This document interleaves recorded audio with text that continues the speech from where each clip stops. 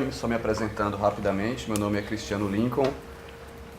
A minha área aqui é a área de tecnologia, eu sou uma pessoa que vende tecnologia, não só como especialista, mas também como empreendedor. Então, não está funcionando, não. Acho que não, né? Tá, sim. Tá? Tá funcionando. Então, a minha perspectiva e o Bota viés... mais perto um pouco, mais perto. O viés que eu vou dar aqui vem com essa perspectiva de tecnologia. E dentro de tecnologia, especialmente no aspecto de segurança digital. Essa é a minha área de especialização, tem uma empresa que trabalha nesse sentido e é um tema que acaba tocando muito nessa questão da privacidade, dos dados, etc. Bom, então pegando aqui o gancho do João sobre o modelo de negócio da internet sendo baseado nos nossos dados, né, em surveillance, em fiscalização, monitoração, como é que isso aparece, como é que essa discussão sobre privacidade aparece em tecnologia? O elemento central aí são os dados, certo? Isso tudo meio que gira, quando se fala de privacidade em tecnologia, tudo meio que gira ao redor dos dados. Aqui dados, estou usando uma definição bastante ampla, desde fotos, documentos, registros, dados bancários, seu extrato, sua identidade, mas também o seu comportamento, né? O seu comportamento online, né? O que você busca, onde você busca, o que você compra e também cada vez mais offline, né? Onde nós estamos, por exemplo, é um aspecto revelador do nosso comportamento. Então, essa coisa dos dados, ela puxa uma série de coisas a reboque disso, né? Como esses dados são gerados? De quem são esses dados? Como esses dados são guardados? Né? Será que esses dados estão devidamente protegidos? Como esses dados são transmitidos? E aí você tem toda a questão de, enfim, WhatsApp. E como são roubados. E como são roubados também, exatamente. Então, o tema dos dados é o elemento central quando a gente fala de privacidade, vai tocar em muito do que a gente vai falar aqui. Depois disso vem as redes sociais, né? Muito discutido aqui esse final de semana, mas o que a gente quer dizer com redes sociais é conectividade. Conectividade extrema entre pessoas, né? Direta entre pessoas, seja no Facebook, postando nossas coisas, seja no WhatsApp, falando um com o outro, mas conectividade. Terceiro ponto nesse cenário de aspectos de tecnologia que tocam em privacidade são os smartphones, né? Que a grande maioria de nós temos um no bolso. E o que a gente quer dizer com a coisa dos smartphones a ubiquidade da computação. Cada vez mais, os celulares são alguns dos nossos objetos mais íntimos, né? A gente anda com eles no nosso bolso, a gente dorme com eles do lado da nossa cama, o nosso celular nos acompanha onde a gente vai. Na privacidade do banheiro. Na privacidade do banheiro, no nosso quarto, onde a gente vai, etc. Então, a computação está chegando a este ponto, a tecnologia está chegando nessa fronteira quase física, né? Notei que vários aqui têm Apple Watch, então aquilo também é um computador extremamente poderoso, que mede o seu pulso, entre outras coisas. A ubiquidade da computação vai chegando cada vez mais perto da gente enquanto indivíduo, né? Então, só no Brasil, por exemplo, a gente tem mais celulares do que cidadãos, né? São 244 milhões de celulares e 200 e poucos milhões de cidadãos. Então, como é que surge essa coisa do modelo de negócio da internet sendo baseado em surveillance, né? A internet ela começou com ideais de liberdade, de abertura nos anos 80, na verdade no começo dos anos 70, etc. Como é que ela virou esse aspecto? Isso começa, como o João falou, com a primeira geração de startups que atingiram escala, né? E aqui eu vou usar o Google como exemplo representativo disso. Então, o Google nasceu em 98, deu prejuízo durante 2 anos, e em 2000 eles introduziram uma inovação que foi muito simples, mas muito eficaz, que foi o quê? Basicamente, te exibir anúncios baseados no que você está buscando, certo? Então, se eu busco por viagens para Ilhabela, eu tendo a receber um anúncio de um hotel, de uma pousada em Ilhabela. Simples, óbvio para a gente hoje em dia, mas há 17 anos atrás, isso foi uma inovação que meio que disparou esse modelo de negócio baseado na coleta contínua e cada vez mais volumosa dos dados do nosso comportamento. E a utilização desses dados para nos influenciar, seja com publicidade, mensagens, etc. Então isso deu radicalmente certo, né? Então, de 98 a 2000, prejuízo de milhões. Em 2000, a receita do Google foi de $200 mil. implementaram este modelo em 2000. Um ano depois, a receita deles já estava na casa dos 85 milhões de dólares. E em 2003, 2 anos depois, atingiram o primeiro bilhão de dólares. Então, aí deixa de ser startup, né? Deixa de ser startup. É exatamente a tangibilização desse modelo explosivo de alto crescimento global, etc. O ponto aqui é o seguinte, a partir do momento em que você tem esse modelo de negócio, existe um incentivo econômico dessas empresas para saberem mais sobre você. Quanto mais elas sabem sobre você, mais anúncios elas vão te gerar, mais elas vão te influenciar, mais receita elas terão. E aí você entra num ciclo de feedback aí contínuo, baseado na ingestão de dados das pessoas e a utilização desses dados para calibrar o que lhe é exibido. E o Google ele representa a primeira geração disso. Mas obviamente quando o Google tem o sucesso que tem, isso se populariza, se espalha e a gente chega no que a gente está convencionando chamar aqui de segunda geração desse modelo de negócio. É o aprofundamento desse modelo de negócio de surveillance que é baseado nas redes sociais, né? Então aqui, além de somente usar o seu dado de busca, aqui essas plataformas também estão utilizando os dados da sua rede social. E aí tem o Facebook, basicamente. É, né? é o grande é o Facebook. E o Zuckerberg ele tem uma máxima na medida em que ele transformou o Facebook no modelo de negócio. Ele fez uma apresentação dizendo que privacy is no longer a social norm. Então a privacidade não é mais uma regra social. E aí ele defendendo isso, só que ao mesmo tempo que ele defendia isso, no mesmo ano que ele falou isso, ele comprou as 4 casas vizinhas da casa dele no Vale do Silício, porque ele queria ter mais privacidade. Então, tem... Privacidade para quem, né? Para quem? Exatamente. Então, o Facebook ele chega como o aprofundamento desse modelo de negócio. Não foi a primeira rede social, mas foi a que explodiu, né? E o dado social, o dado de quem são seus amigos, seus relacionamentos, o que você gosta, quais são as suas preferências de consumo, de política, de entretenimento, esse é um dado muito mais rico do que o dado de buscas, né? É um dado que define muito mais o seu perfil, a sua condição social, a sua idade, as suas preferências e, obviamente, tudo isso entra, né, como ingestão de dados por parte do Facebook. E isso é utilizado, de novo, para calibrar, usar esses seus dados, usar o seu perfil para calibrar os anúncios que lhe serão exibidos, as mensagens que te serão exibidas. Sendo que aqui, nas redes sociais, a gente entra com uma dinâmica que apareceu ao longo do final de semana. As redes sociais, para elas, o foco é na retenção. Ou seja, quanto mais tempo você passa no Facebook, no Twitter, no WhatsApp, etc., mais dados eles têm sobre você, portanto, melhor são os anúncios, são o modelo de negócio deles. Então aqui, todos os algoritmos utilizados por essas empresas se utilizam dos seus dados de consumo, se utilizam dos seus dados de comportamento para te mostrar mais do que você gosta.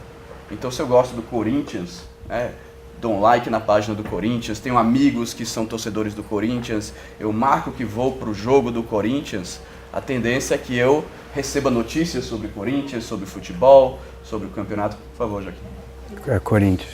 Campeão brasileiro, lembra? Se o meu...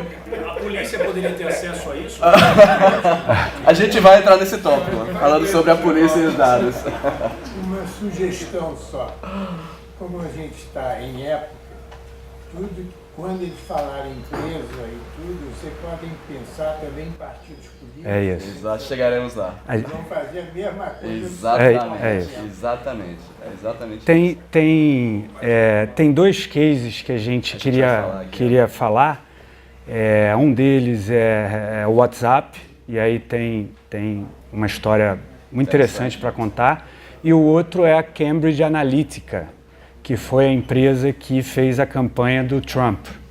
E foi a empresa que é tida hoje como a mais poderosa em utilização desse tipo de informação para manipular e influenciar, no caso, o eleitor Então a gente vai Já está no Brasil, né? a gente vai colocar esse conhecimento à disposição também, caso não só o ministro Jobim, mas alguém mais esteja interessado em ser presidente da República.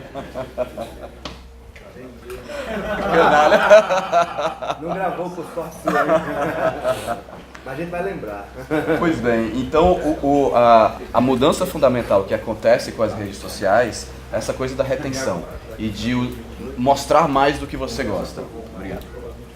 Então aqui os algoritmos eles são utilizados para, se você gosta de um assunto, lhe mostrar mais desse assunto, certo? Mais notícias daquele seu amigo que você gosta, mais conteúdo de futebol. Esse aqui é o ponto, é mais do que você gosta, porque se você gosta, você passa mais tempo. Se você passa mais tempo, você vai ver mais anúncios. Então é um ciclo... É o princípio da droga, né? Exatamente. É o princípio da... E a gente vai falar um pouco sobre isso. Existe hoje algoritmos que são extremamente eficientes em ingerir grandes quantidades de dados e chegar exatamente naquilo que aperta os seus botões, digamos assim, que faz com que você tenha engagement, né? Ou seja, atenção, retenção. Isso quando não te manipula, né? Exato. E esse aqui é o ponto, porque isso serve não só para te exibir anúncios, mas conteúdo que você gosta, o futebol, né? Enfim, o entretenimento, mas também mensagens políticas que não necessariamente são verdadeiras. E aqui a gente tem o fenômeno do fake news, né? Então, se aparece uma notícia falsa para você no Facebook, independente se ela é verdadeira ou se ela é falsa, se você gosta dela, se você passa tempo lendo-a, né? Ou seja, só o fato de você ler, a plataforma já está monitorando quantos segundos você passou lendo aquilo, né? Se você deu like, isso aumenta. E rentabilizando. E rentabilizando aquilo com anúncios. Então, se você recebe uma notícia que é falsa, mas você dá atenção a ela, a tendência é que essas plataformas te exibam mais daquele tipo de notícia, verdadeira ou falsa. Se você gosta ou dá atenção a conteúdos, por exemplo, racistas, né, ou anti-muçulmanos, por exemplo, a tendência vai ser que a plataforma te exiba mais daquilo. Ela não tem consideração ética ou moral a princípio, é mais do que você prestou atenção. Então você entra num ciclo, né, em que os algoritmos... Você alimenta mesmo quando você se contrapõe. Exatamente. O próprio fato de você ir lá e fazer um comentário, você compartilha o conteúdo, isso é engagement. Ou seja, é meio que tudo alimenta essa máquina, né? Tudo alimenta essa ingestão de dados e a saída disso. Mas se for fake, não haveria uma obrigatoriedade ou uma autorregulação daqueles tipos? Esse é um excelente ponto, Raul. E assim, aqui de novo entram os incentivos econômicos, certo? Então essas empresas, elas são incentivadas a lhe reter, independente do conteúdo. Então, por isso essa resistência clássica, histórica dessas empresas, de todo o setor de tecnologia, em regulação, né? Olha, eu sou a plataforma, eu não tenho responsabilidade sobre o conteúdo, eu sou apenas o veículo.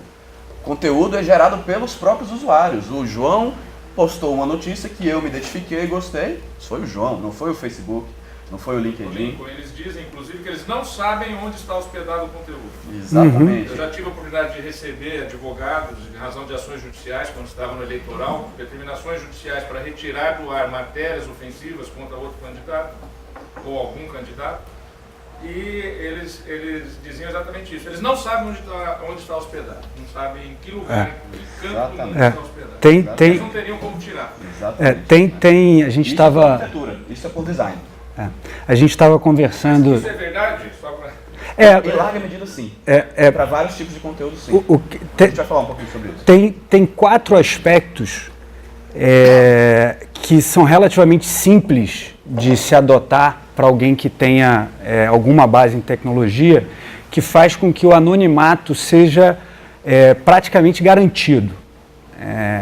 Então, uma delas é hospedar e registrar o conteúdo no leste europeu, na Rússia, enfim, na China, na Moldávia. Outras jurisdições, Ao fazer esse cadastro com dados falsos, claro, não colocar os dados pessoais, então você faz esse cadastro lá, coloca na nuvem lá com dados que não sejam seus, você paga isso com Bitcoin, você paga isso, não é no seu cartão de crédito, você paga isso com Bitcoin, e você utiliza um dispositivo que altera o seu IP, que não deixa identificar o seu IP. Então, sua origem. Então, mesmo você daqui hospedando lá, você está nesse meio do caminho utilizando um dispositivo que a identidade da sua máquina é transvestida e não se consegue identificar. Aí é um outro esforço de identificar o servidor lá, quem foi o cliente daquele servidor, você pagou por Bitcoin e você botou um cadastro falso. É praticamente impossível, o tempo que se gastaria para descobrir esse anônimo, o dinheiro que envolveria para descobrir esse anônimo, inviabiliza na prática. É caro, mas não é impossível, né? Exatamente. Não, em tese não é impossível. Em tese não é Mas se impossível. você toma... comigo. Você não descobre. Você não Se você descobre. toma algumas medidas... Fica mais caro do que a perda que você teve. Exatamente. É. E o aspecto pernicioso é o seguinte, isso só fica mais fácil, ou seja, só existem mais e mais ferramentas tecnológicas para fazer isso, né? Ou seja, não é impossível, mas com algumas, se você tem algum nível de conhecimento técnico, você consegue fazer isso de forma muito fácil e elevar o custo, né, de se identificar muito, muito rapidamente. João, uma coisa mais grave. Se eu sou caluniado no Facebook, se eu faço um comunicado ao Facebook dizendo que estou sendo caluniado de forma errada, o Facebook analisa e me responde se vai tirar aquela página do ar ou não.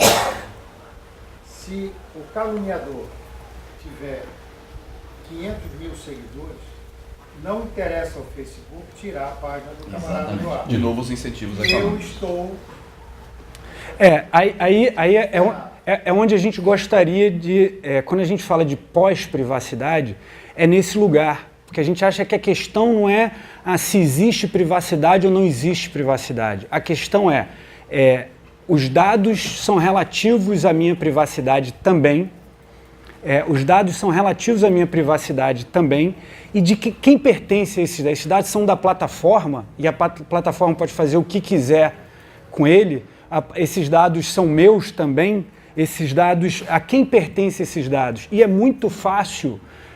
a partir de dados agregados, e aí a gente vai deixar isso mais evidente quando falar da questão das eleições e da Equifax, da Cambridge Analytica, que é muito fácil você ser um agregador desses dados que o Facebook, a princípio, vende sem identificar que é do Max, que é do Joaquim, que é da Viviane, que é do João, mas é muito fácil para eu uma empresa agregadora comprar do Facebook, comprar daquele site que a gente vai lá para ver significado das palavras, dictionary.com, comprar do site que a gente comprou da bicicleta, carro, e aí você tem um agregador que cruza todos esses dados, e aí a empresa americana que fez a campanha do Trump alega ter 5 mil pontos de contato de cada cidadão americano. Então ele tem uma base de dados agregada de 5 mil pontos de contato de cada um dos cidadãos americanos, para gerar uma inteligência a partir daí e te entregar o micro-targeting, né, que é a mensagem para você. Não é? Aqui as duas pessoas, uma do lado da outra, entregam mensagens diferentes. No caso deles, eles não se responsabilizam pelo conteúdo. Eles não, aí fica a critério da campanha dizer qual o conteúdo que vai enviar para cada um. Eles dizem, claro, quem está mais vulnerável para ser manipulado, quem tem o perfil que não checa a informação e aí uma fake news funciona. Então você consegue fazer leituras. Eu já entrei na Cambridge Analytica, né? Então o que eles alegam, a lógica deles é o seguinte: a gente tem 2 bancos de dados gigantescos.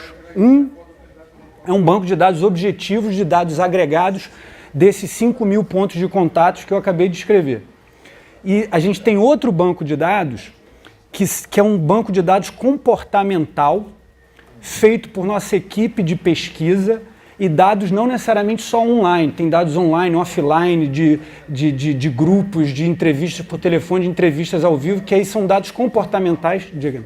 Agora, assim, você falou da pós-privacidade, e aí tem a pós-verdade, você pode construir um suspeito a partir dos dados, não precisa necessariamente necessariamente fazer esse caminho, partir da informação e chegar na pessoa. Você escolhe a pessoa e constrói a informação. E aí, nesse sentido, não há o que fazer. Então, é relaxar, porque fazer o quê? Isso é potencializado pelos algoritmos que te mantêm nessa bolha, né? Então, se você se identifica com aquele tipo de informação, aquilo vai lhe ser mais exibido e vão se criando bolhas individuais de percepção. Assim, se quiserem construir um determinado perfil, os links que se traça, você está vinculado a qualquer fenômeno do mundo em algum momento. Então eu vejo isso quando prendem alguém, agora principalmente nessa história de terrorismo, aí prendem um suspeito, rapidamente tem alguma vinculação que passa, o cara viajou para a Síria há 500 anos e só aparece no vínculo, então Isso, você tem total razão, e a gente conversou muito sobre qual é a principal mensagem que a gente queria passar aqui hoje. E aí não é uma mensagem conclusiva, é uma mensagem de constatação. Olha, nós, enquanto coletividade, estamos topando há 15 anos entregar os nossos dados para ter software, algoritmo e serviços online de graça ou com muito baixo custo.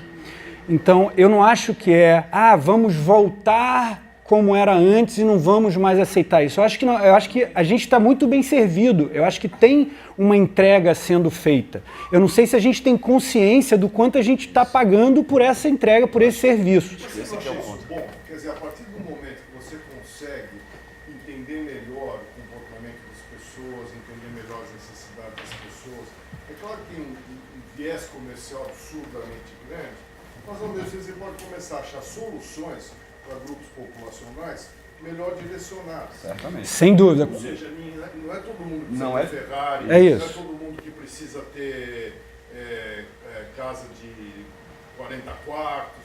Quer dizer, então você vai definindo grupos populacionais e criando comunidades que acabam se sentindo satisfeitas porque elas são identificadas e as pessoas acabam convivendo entre si dentro daquele estilo, por exemplo, que por bem ou por mal, é induzido por essas plataformas. Sem dúvida, Raul, sem dúvida. E é importante você estar destacando isso, porque a mensagem aqui ela não é negativa, ela é apenas uma mensagem de constatação, de uma análise, uma reflexão. E nesse contexto que você está falando, a ponderação que eu faço é o seguinte: o Jornal Nacional e a capa da Veja também têm valores positivos, mas pertencem a pessoas específicas que têm mais acessos do que todos os demais e podem fazer outro uso disso também. Então, são os vários lados dessa dinâmica. Você ainda tem o manipulador e o manipulado?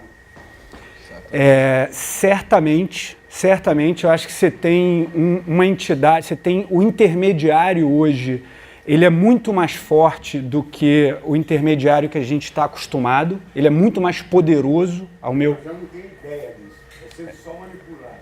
Não consegui jamais manipular coisa nenhuma. Pois é, e foi a questão porque até a eleição do Trump se falava muito em influência, em influenciar. A palavra manipular passou a ser usada muito mais recorrentemente depois da utilização do fake news e depois da interpretação de, por exemplo, as informações que a gente traz aqui e está compartilhando com vocês são informações que a gente foi buscar de análise de pesquisadores da nossa experiência, porque também não é aberto. Você tem que juntar um quebra-cabeça para tentar entender como é que a Cambridge Analytica funcionou durante a campanha. Eles dizem quase tudo, não dizem tudo. Então você tem uma rede de pesquisadores mundo afora tentando entender o que eles fazem, se o que eles fazem está dentro das regras das eleições, ou de qualquer regra no caso. Então, um dos pontos relevantes da manipulação que alguns dizem que aconteceu é porque eles focaram no eleitor num perfil de eleitor, o estudo todo, todos esses 5 mil pontos de contato, entender perfil de eleitor, para que mensagem eu vou mandar, eles utilizaram, eles alcançaram o eleitor, que não checa informação. Então, a partir da interpretação do banco de dados dele, que é esse banco de dados objetivo, e de um banco de dados comportamental, eles cruzam isso e dizem, ó, esse grupo aqui, com esse perfil, nesse tipo de cidade, suscetível, né? É suscetível a receber informação e multiplicar sem checar. E aí você já vai para um lugar de manipulação, porque você está identificando o cara que o perfil dele não verifica, né? Então aí já não é mais influenciar, aí a turma já está começando a falar... Fazendo isso numa escala e numa velocidade que só é permitida pela tecnologia. E fazendo por mais barato do que os concorrentes, em menos tempo e com maior precisão. Então, esse foi... O não checar a informação, eu acho que é parte da vida de quase todo mundo. Porque você vai checar a informação daquilo que é muito importante para você. O resto que vai entrando são tantas e tantas informações, chega e você leva.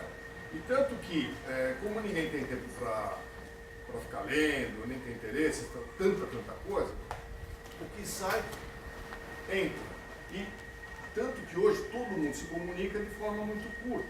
Mas se eu explicar a força de um Twitter, se não fosse dessa maneira, né? Ou das mensagens que você recebe por WhatsApp, se você receber uma mensagem que é comprida, você já não lê. Se for uma coisinha de 4, 5, 6 linhas, você lê. Se for comprida, você não lê. Na minha área médica, são cerca de 2, 3 milhões de artigos científicos novos publicados todo ano e indexados. Então, quando você pega um assunto X qualquer, eu, que procuro estar atualizado em várias coisas, se eu fico 6 meses sem procurar os artigos novos, de repente eu tenho 200 artigos para ler.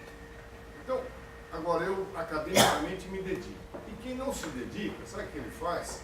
Ele pega um artigo, daquelas 4 linhas de baixo, conclusão, vermelho é mais bonito que verde. Pronto, ficou a verdade para ele. Então, não só o homem comum não checa, como as comunidades científicas e outras, provavelmente também não devem estar checando o que deveriam.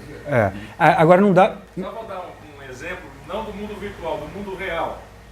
De sábado de manhã, o Nelson, eu quando estou em São Paulo, a gente vai numa charutaria, ali do Beto Ranieri. E o maestro João Carlos Martins também vai lá. E ele gosta de uma picardia. Um dia ele desceu, a ministro Rocha de Azevedo, passou num boteco que fica em frente, e ali no boteco comentou com as pessoas, olha, o Pelé morreu. E foi para a charutaria. Eu estava descendo uns 15 minutos depois, escuto o pessoal na mesa do boteco e falo, o Pelé morreu, o Pelé morreu, o Pelé morreu. Eu chego na charutaria e falo o quê? Pessoal, vocês estão sabendo? O Pelé morreu. É o fake news físico. É emblemático, exatamente. Isso em escala e muito rapidamente. Dependendo de quem fala, você duvida menos. Você duvida menos ainda. Então, na hora que você tem o Trump, por exemplo, fazendo Twitter de conteúdo de terceiro que não é verificado, você potencializa esse fenômeno. Se o presidente falou, é porque deve ter relevância. Para mim aconteceu diferente. Eu morava nos Estados Unidos e o chefe do nosso pronto-socorro, que era amado lá no HC, me mandaram a notícia que ele tinha morrido. Chegou um outro cara que era um professor, foi passar também um tempo lá na região de Bethesda, Baltimore, lá na Haiti. Aí ele falou assim, pô, sabe que o... Entra no WhatsApp depois. Morreu? Putz, que chato. Eu era amigo dele, tinha publicado artigo com ele, era amigo da mulher dele. Mandei uma carta para a mulher. Poxa, que pena, gostava tanto dele. Uma carta, né? Não sei o quê. Bom, veio passar férias em São Paulo, entra o pronto-socorro, quem está lá na porta? O cara assim, né? Aí eu falo assim, quer dizer que você queria me matar, velho? Esse é o cenário. Esse é o contexto, esse é o cenário.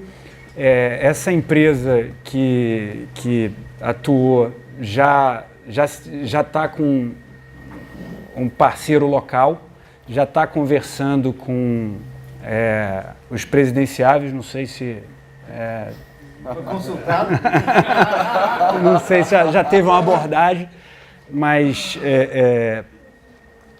eles estão olhando para cá. realidade. O Brasil é um mercado relevante em termos de internet. Se você tirar os Estados Unidos e a China, que, enfim, são os Estados Unidos porque é um mercado de fato muito grande, diferenciado no mundo, a China porque é um mercado com características próprias muito fechado, mas o Brasil é um mercado relevante. O Brasil é um mercado relevante para startups de tecnologia, para os grandes players mundiais, porque a população brasileira está conectada, a população brasileira passa tempo na internet, a população brasileira deixa seus dados online, deixa sua privacidade online, e isso gera recursos, gera dinheiro. Então somos relevantes, estamos nesse radar global dos grandes players mundiais de aqui atuar, e não é diferente com essa empresa que participou aí da campanha do Trump, que alega ser capaz de fazer um microtargeting específico, comportamental, baseado em psicologia, em behavior e baseados em dados objetivos da nossa navegação, dos nossos dígitos. Vai ser a última, e faz isso. Foi apenas a primeira. Na verdade, não é nem a primeira. É quem está fazendo com mais eficiência, mais rapidamente e mais barato. Mas já tinham pessoas fazendo antes dela, eles de fato se dizem responsáveis pela eleição do Trump e pela questão do Brexit. Eles também ali, a mesma empresa que há 48 horas, 72 horas da eleição, mandou mensagem para todo mundo, mensagens específicas e que o resultado do Brexit foi surpreendente, assim como a eleição do Trump para muitos. Quanto se movimenta em Bitcoin? Tem esse número? Isso é uma coisa que me preocupa. O tamanho do mercado, O tamanho do mercado, o market capitalization, o tamanho do mercado de Bitcoin hoje em dia varia muito, né? Mas assim, está hoje, nesse momento, em torno de 150 bilhões de dólares. Né? O Bitcoin ele foi a primeira criptomoeda, né? É uma classe nova de tecnologias, né? que chega, que é completamente distribuída e que você implementa troca de valores em cima disso. Toda a discussão econômica, se é legal, se não é legal, se é dinheiro, se não é. Quer dizer, você transforma o Bitcoin As pessoas, você compra Em cash, em mercadoria física, em pagamentos online, faz absolutamente tudo. E tem alguns aspectos que potencializam a questão do Bitcoin. Então, na medida em que você tem acordos internacionais para dificultar os paraísos fiscais e toda a coisa pós-September 11, que está tudo monitorado, agora está tudo, mas aí muito boa parte. Então, o que antes era o paraíso fiscal, o que antes era o sigilo bancário em alguns lugares do mundo, está migrando, o que não está sendo trazido de volta para o país. Né? Exato. Cada vez mais simples. E tributária, bancária, tributária, todos.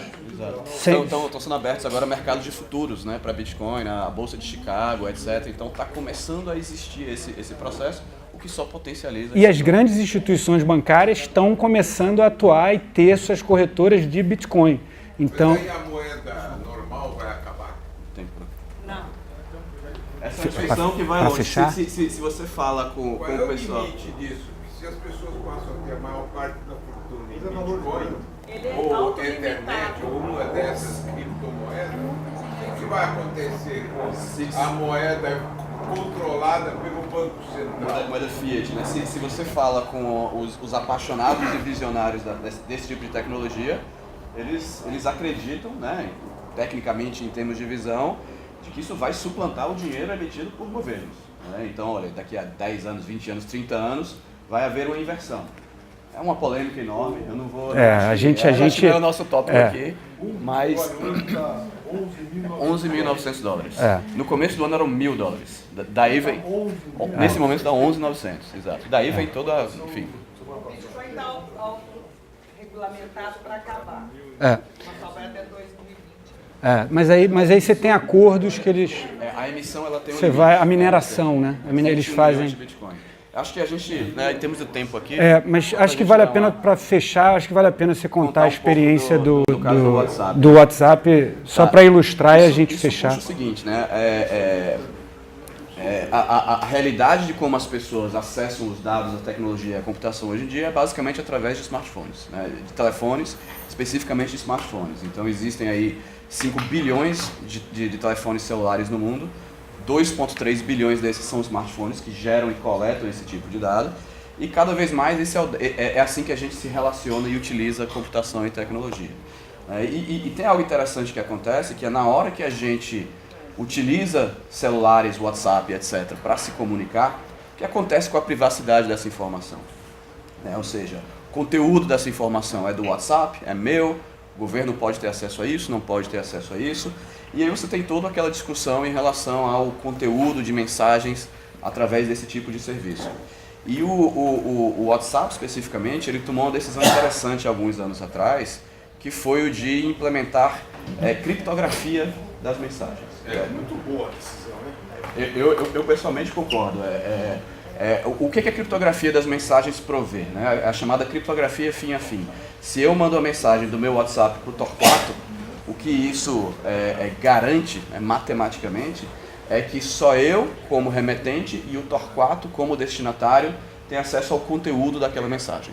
Certo? Então, nem o próprio WhatsApp, ou o provedor da tecnologia, tem condição de ler o que a gente está Mas é verdade que há um programa que pode ler enquanto você digita? Vamos lá. Assim, esse é um caso interessante pelo seguinte. A minha empresa, que é uma empresa de segurança digital, o WhatsApp, ele contrata empresas, mundo afora, de tecnologia, para auditar, testar os seus sistemas e auditar que de fato isso acontece. Nossa empresa, através do nosso escritório de Londres, foi contratada para fazer isso. Então a gente mandou uma equipe de analistas e engenheiros para a Califórnia para certificar se o que o WhatsApp estava alegando, principalmente perante a justiça brasileira, se de fato a criptografia é real, se eles não podem, eles ou qualquer outro, fazer uma implementação que possa extrair dados, etc. e tal. Fez uma avaliação técnica. E essa tecnologia é muito similar, ou bebe da mesma fonte da identidade digital. Exatamente. Que o ministro Toffoli mencionou. A mesma classe de algoritmos e equações matemáticas que implementam a criptografia, chamada criptografia de chave pública, né, certificados digitais, criptografia simétrica, toda essa classe de algoritmos que garante matematicamente que ninguém consegue ler as nossas comunicações, o conteúdo delas, também é utilizada para, entre outras coisas, garantir a segurança de certificados digitais, identidades digitais e, como o ministro colocou ontem, né, a identidade no aplicativo. Né? É a mesma classe de algoritmos sendo utilizado nesse caso para proteger esse conteúdo. Então o WhatsApp, ele fez eu acho que hoje é o maior... Conta aí, depois de 4 semanas analisando... Tem uma polêmica em termos de confidencialidade aqui que... Depois a gente edita. Mas o interessante desse caso é o seguinte, o WhatsApp ele implementou isso para os seus 1,2 bilhões de usuários, então é a maior utilização de criptografia mundial, né? É um caso sem precedentes. A forma como isso é implementado... Escrito ou falado? Tudo. Escrito, falado, áudio, vídeo... Localização, share location... Tudo que você se comunica com alguém está dentro daquele canal criptografado. Me diga uma coisa, mas a tecnologia blockchain não é totalmente inviolável? A tecnologia blockchain, ela serve ela é inviolável em outro sentido. Não no sentido da confidencialidade do conteúdo, mas ela garante que ninguém pode mudar o fato que foi registrado na blockchain. Ou seja, uma contabilidade perfeita, digamos assim. Está registrado, não pode mais ser desfeito. Mas também utiliza a mesma classe de algoritmos e equações criptográficos que também provém essa verificação. Não, você estava falando que estão escondendo dinheiro agora no blockchain, não é isso? Com uma moeda, qualquer coisa. Mas também não está usando só para isso, não é isso? Aí é utilizado para comércio, para uma série de coisas. Pois é, está ampliando esse uso do blockchain. Isso. E nesse sentido é mais seguro do que todos os outros sistemas. Do ponto de vista da moeda, porque são coisas diferentes. Uma coisa é a criptografia do WhatsApp para conteúdo.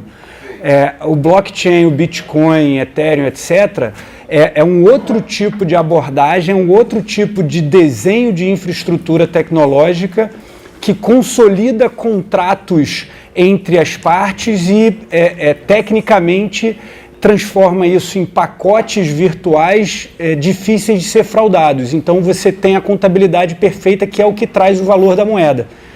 Agora, me diga uma coisa, a Receita Federal pode descobrir quantas pessoas tem em moedas?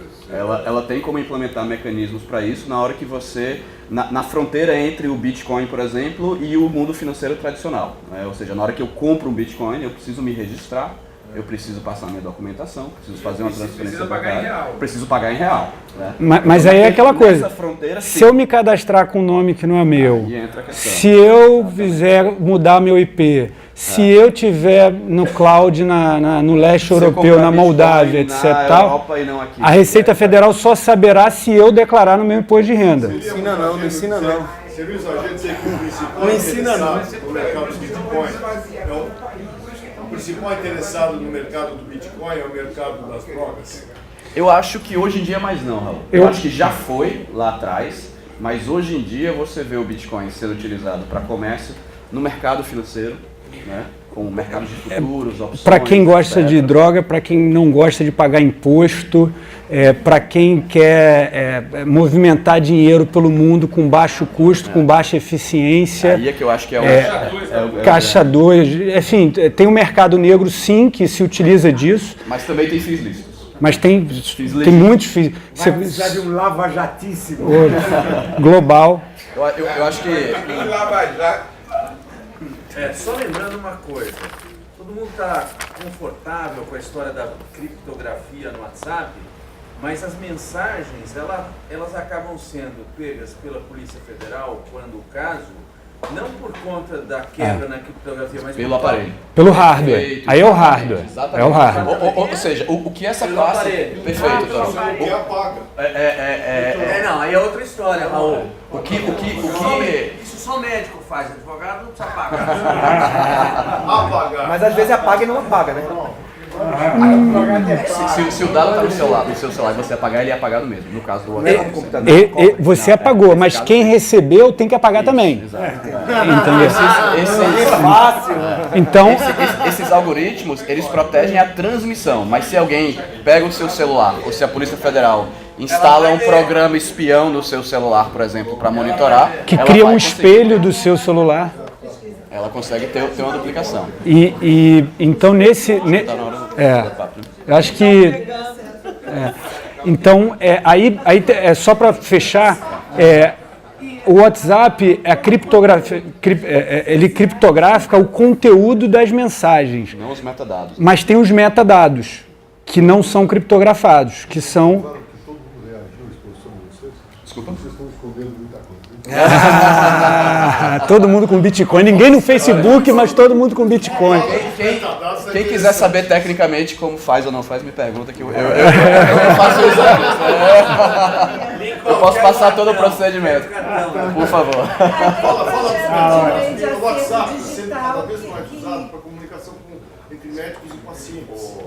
O metadado é o seguinte: é a hora da mensagem, é quantas mensagens, a localização. Então não é a mensagem em si. É o conteúdo em si, é tudo que está ao redor.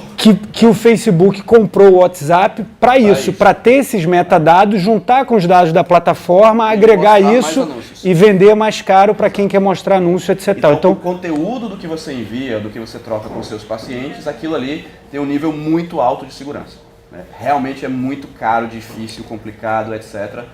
Até é inviável, em certos sentidos, você violar aquilo. É a matemática protegendo a sua privacidade. São as leis da matemática que protegendo a privacidade. É um caso interessante. Já os metadados, não.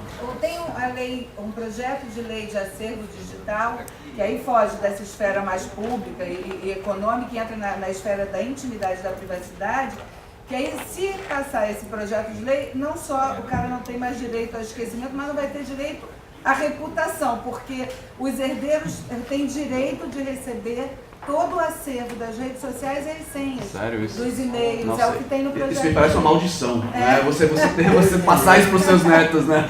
Black Mirror, isso. É Black Mirror, exatamente. Black Mirror. Terrível. Você fala um minutinho do direito ao esquecimento. Se vocês quiserem comentar, acho que é um troço interessante. Assim, eu não sei se eu conseguiria falar sobre o direito do esquecimento. Eu conseguiria falar que os dados que a gente está gerando online, eles não serão esquecidos, a não ser por alguma regulamentação específica. E do ponto de vista tecnológico, tem um rio de dinheiro, um mar de dinheiro sendo investido para reter isso, organizar isso, processar isso e extrair valor disso. Todos os incentivos são nessa linha. Né? Então, do ponto de vista tecnológico, não há o que se falar de direito de esquecimento. A pergunta é para o Toron, né? Exatamente. Pergunta para mim o quê? Pergunta para mim o quê? Não, o direito ao esquecimento, eles soltam fake news a seu respeito. Ô, Raul, minha especialidade é soltar gente da cadeia.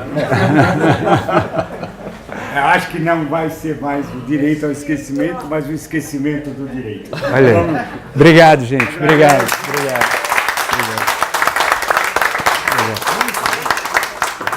Eurico, tem a palavra.